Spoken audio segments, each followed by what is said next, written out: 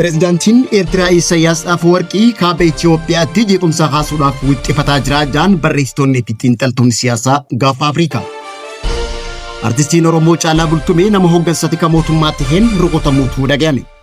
Onneen hangafoota oduu keenyaatii amma gara bal'ina oduutti dabarra. Itoophiyaa fi Eertiraa keessatti wallabdeen haaromfamee mul'achaa jiru namoonni hedduun walitti bu'iinsa kallattiin uumamu waa'ee lollee ta'uu akka amanan taasiseeti jiran barreessitoonni. Yeroo ammaan tana mootummaan Eertiraa Tigraay keessa harka galfatee mootummaa Itoophiyaa weeraruu kan barbaadu yoo ta'u, pireezidaantiin Eertiraa Isaayyaas Afwerqii garee TPLF fi kanneen Jeneraal Taaddasaa Warradaa morman waliin hariiroo uumuutu dhaga'ame. Akka barruun xiinxalaa siyaasaa Leefortii dhimma siyaasaa Itoophiyaa fi Eertiraa irratti katabe jettutti kaaba Itoophiyaatti lolli kaafamuu mala jedhamee sodaatamu waan akka laayyootti ilaalamuuti jechuudhaan raayyaan ittisa biyyaa Itoophiyaa dirree waraanaa biyyattii Amaaraa fi Oromiyaa keessatti haphachaa dhufuudhaan duula dabalataa hasaab qabachuuf Isaayyaas kuffisuuf banamuuf yoo xiqqaate kutaa biyyattii keessatti qaamolee hidhannoodhaan Eertiraatti dhiyaatan eeguun barbaachisaa akka ta'e himeet jira. Akkasumas hooggansi Tigraay kan yeroo baay'ee akka ka'umsaatti ibsamu waraana haaraa jalqabuuf ejjennoos ta'e ka'umsa akka hin qabne akkasumas beektonni siyaasaa tokko tasgabbii dhabuu naannoo irraa fayyadamoo ta'aa odoo jiranii waraanni guutuu ta'ee dantaa dinagdee isaanii irratti miidhaa akka geessisu cimsee dubbateet jira. Akka barreessaan kun jedhutti humni waraanaa Tigraay garmalee xiqqaadha. Ammallee ragaan isaan deeggaru hin jiru jaa. Kana malees waldhabdeen haaromfamee Tigraay keessatti fedhiin uummataa xiqqaa ta'uu ibseet jira. Hoogganaan waraana kanarraa fayyadamoo ta'uu danda'u yeroo dheeraadhaaf bittinnaa'uu Itoophiyaatti yaadaa akka ture pireezidaantii Eertiraa Isaayyaas Afwerqii qofa ta'uu akeekeeti jira.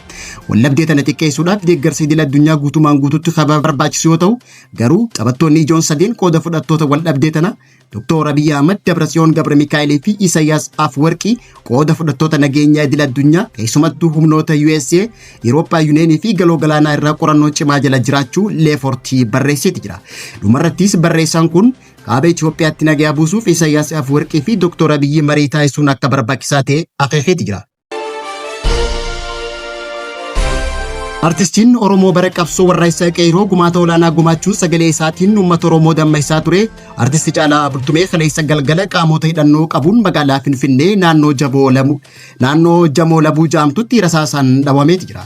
Akka maddeen maqaa isaanii eeramuu hin barbaanne jedhanitti qaamonni Caalaa Bultumee rukutan kunneen qaamota aangootii mootummaa qaban yoo ta'u, magaalaa Finfinnee naannawaa Jamoo Labuutti halkan irraa toora zaatii 3 qaamonni meeshaa waraanaa qabanii fi abbaan dhimmaa kan Caalaa Bultumeetiin wal dhabdee qabu kun artisti Caalaa Bultumee rukutanii jiraachuu ibsanii jiran.